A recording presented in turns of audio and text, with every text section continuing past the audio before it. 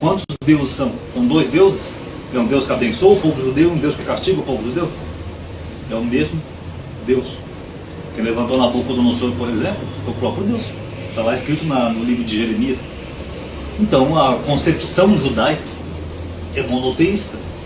Não é dois deuses, um Deus que faz o bem e um arqui-inimigo desse Deus que faz o mal. Até os demônios, se a gente for considerar, por exemplo, que os demônios que atormentavam o rei Saul, esses maus espíritos, podemos chamá-los assim, pode até ser que existam, mas eles vêm todos do mesmo Deus. Agora eu pergunto para vocês já viram, por exemplo, em igrejas evangélicas, alguma manifestação demoníaca, dessas que eles mostram, eu estou amarrando a vida deles, não sei o quê. Vocês já viram algum demônio que vem da parte de Deus? Sinceramente eu nunca vi. Se segundo a própria escritura todos os demônios vêm do próprio Deus, então eles não estariam indo contra o próprio Deus quando eles fazem isso? Eles falam, eu quero o chefão, eu quero o que manda, e o que manda não é Deus? Paulo não falou isso em Colossenses, que Cristo é a cabeça de todo principado e potestade? Está em Colossenses, está na sua Bíblia. Então fica uma coisa meio confusa isso, vocês não acham? Então a concepção judaica, ela só fala que existe apenas um Deus. É o mesmo Deus que faz o bem e o mal, bênção e maldição, tudo provém do mesmo Deus. É um monoteísmo de extremo. E por que aparece então Satanás na Bíblia, Ronaldo? Peraí, agora você deve estar me deixando confuso, mas eu vi ali Satanás, eu vi lá no livro de Jó, eu vi lá não sei aonde, eu vi Jesus lá sendo tentado, eu vi não sei o que, etc e tal. Como é que aparece então Satanás na Bíblia? A palavra Satanás, ela é um conceito dentro da ótica judaica, da ótica conforme foi escrita a Bíblia.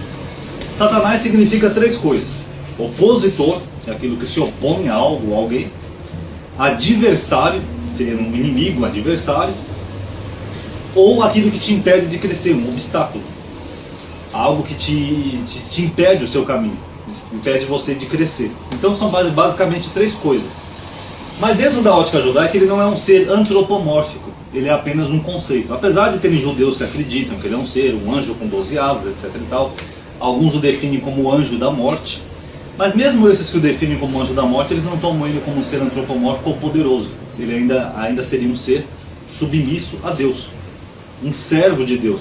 E ele não tem poder nenhum aqui na terra, a não ser quando Deus manda. Como nesses exemplos que eu falei para vocês, como por exemplo lá no livro de Reis, quando Deus mandou esse ser colocar mentira na boca dos profetas. Aí foi Deus que mandou, porque esse ser sozinho ele não teria poder nenhum aqui na terra. Senão, como eu falei no começo do vídeo, esse Deus seria um sádico, um monstro, que ia deixar suas criaturas aqui no mundo cheio de demônios, fazendo mal para elas. Ok? Então essa palavra, ela não significa literalmente um ser do mal, nem inimigo de Deus, nem nada. Ao contrário, se Deus é todo poderoso e onipotente, ele não teria inimigos. Como é que um ser todo poderoso que criou tudo ia ter inimigos? Deus iria criar um anjo, um ser tão poderoso que seria capaz até de confrontá-lo ou rivalizar contra ele? Onde é que fica a onisciência de Deus nisso aí? Então isso é até blasfêmico as pessoas que pensam ou acreditam nisso. Porque Deus, se você crê que seu Deus é grande, único e poderoso, esse Deus grande, único e poderoso, ele não tem um inimigo. Ainda mais se ele tivesse, ele já teria destruído um estalar de dedos. Então não teria a menor lógica isso daí. Então quando você pega aqui na escritura, você vê que Satanás, na verdade, ele é um conceito. Essa palavra tem esses significados. Só que como as Bíblias são traduzidas, foi traduzida de uma língua para outra, e a maioria compra uma Ferreira de Almeida que é traduzida, ninguém se importa em estudar o original, as pessoas não percebem isso. Por exemplo, a passagem da jumenta de Balaão, em Números 22. Quando o anjo aparece para Balaão, ele fala assim para ele: eis que o Senhor, né, Deus, me enviou como teu Satã, como teu adversário. É a mesma palavra, Satanás. A mesma palavra que as igrejas queimam por aí, é a mesma palavra. O anjo ali que Deus enviou, o anjo estava tendo uma função de opositor, de adversário, para se opor a Balaão. É a mesma palavra, Satã.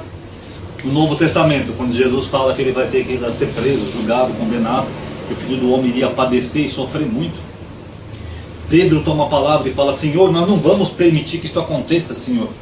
Aí Jesus se vira para Pedro e fala: aparta-te de mim, Satanás. Pedro era Satanás? O chefe dos apóstolos, um dos que mais importantes ali do Novo Testamento, ele era o diabo? Não. Acontece que Pedro estava se opondo àquilo que Jesus tinha que passar. Jesus tinha que passar pelo mártir e tal, ser crucificado, flagelado, etc. E Pedro, num ato de piedade, num ato de compaixão, Pedro não queria que o mestre passasse por isso. Aí Pedro fala: Nós não vamos permitir que isso aconteça. Só que a partir do momento que Pedro diz que não iria permitir que uma coisa que, segundo Jesus, deveria acontecer, então Pedro estava se opondo a um plano divino, a um plano que deveria acontecer. Então Pedro estava sendo um Satanás naquele momento. Tanto que você pode ver que Jesus ainda fala assim para ele: porque tu me serves como pedra de tropeço. Pedra de tropeço. Lembra que eu falei que Satanás também significa um obstáculo, aquilo que te impede de crescer? Então Pedro, naquele momento, ele estava tentando impedir algo que deveria acontecer. Ele estava sendo uma pedra de tropeço. É comum, você vai ver sempre no meio evangélico, até se pessoas assistirem esse vídeo, eles vão falar que ali Pedro estava possuído pelo diabo naquele momento. O diabo estava usando o apóstolo Pedro. Por que Jesus não exorcizou o diabo então na hora? Falou: sai diabo e volta Pedro. Você não vê isso dentro da narrativa do texto. Fora que Pedro ali, se ele estivesse sendo usado pelo diabo, vamos considerar então que sim, que Pedro foi possuído ali pelo diabo. Então o diabo é bonzinho, porque o diabo usou Pedro para se compadecer de Jesus, porque Jesus estava falando que ia ser crucificado, flagelado, etc e tal. Aí o diabo, no ato de compaixão, né, no caso ali usando Pedro, ele fala: não vamos permitir que aconteça isso contigo, mestre. Nossa, então o diabo é bonzinho, ele ficou com dó de Jesus. É porque ali não era nenhum diabo. Quando o autor do Evangelho usa a palavra Satanás, ele faz o mesmo uso que os outros autores da Bíblia fazem dessa palavra: adversário, inimigo, ou algo que te impede de crescer. Vamos ver, por exemplo, no mesmo livro de Reis. Tem uma passagem lá no livro de Reis que fala que Deus levantou um Satã, apenas um Satã para Salomão.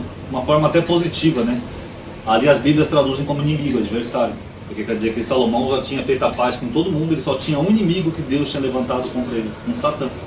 É a mesma palavra, é a mesma etimologia. Outro exemplo clássico, né? O censo de Israel, quando o rei Davi fez o censo de Israel. No livro de Samuel 24, capítulo 1, fala que foi a ira de Deus, acendeu Israel e incitou o rei Davi a fazer o censo. E a ira de Deus disse para ele: vai, enumere Israel e Judá. Quando você vai no livro de Crônicas 21, capítulo 1, você vê que já não foi Deus, foi o diabo que fez o rei Davi fazer o censo. E aí, como é que fica? Foi Deus ou foi o diabo que fez o rei Davi fazer o censo? Primeiro eu queria observar nessa questão do livro de Samuel, que o livro de Samuel foi escrito antes do cativo da Babilônia e o livro de Crônicas foi escrito depois. E todo mundo sabe, eu já falei nisso em outros livros sobre a história da Bíblia, que quando os judeus vieram da Babilônia, eles trouxeram um pouco da influência, que eles se influenciaram pelo zoroastrismo.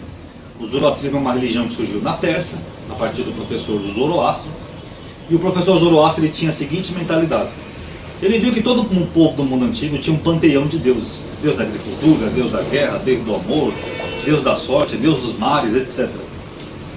Aí o que o professor Zoroastro fez? Ele resolveu reduzir esse panteão de deuses em apenas dois. Porque Zoroastro acreditava que era muita divindade para um universo só. Ele achava que só devia haver no máximo dois deuses, um deus do bem e um deus do mal, e um contra o outro. Então aí ele criou esse estilo de religioso que é chamado de zoroastrismo. O deus do bem ele chamou de Ahura Mazda, que era o deus persa do bem, e o deus do mal ele chamou de Ahriman. Essa concepção zoroástica que ele criou acabou influenciando outros povos, como no caso da Babilônia. A Babilônia também se tornou zoroastrista, tendo um deus do bem e um deus do mal, Ahura Mazda e Ahriman. E quando os judeus foram cativos na Babilônia, eles também se influenciaram por essa concepção zoroastrista de dualidade, onde haveria um deus do bem e onde haveria um deus do mal. Mas não da forma como os cristãos têm hoje em dia, de dois deuses. Mas eles começaram, a gente nota na escritura, que eles começaram a usar mais essa palavra Satã, que até então eles usavam muito menos na escritura. Mas aí Satã começa a aparecer de uma forma um pouco mais atuante e até um pouco mais personificado, como no caso do livro de Jó, que também é pós o cativo babilônico.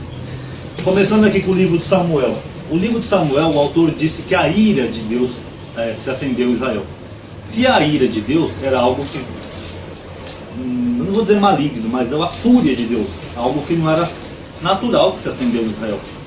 E nós podemos chamar esse algo de não natural até como um obstáculo, algo para impedir o crescimento do povo judeu, de Israel na época, ou para adversar contra o rei Davi, porque o rei Davi estava muito orgulhoso, que tinha um exército muito grande. Aí Deus quis adversar esse orgulho dele, pôr um obstáculo nisso. Aí a ira de Deus, ou esse obstáculo de Deus, incitou o rei Davi a fazer o censo. Esse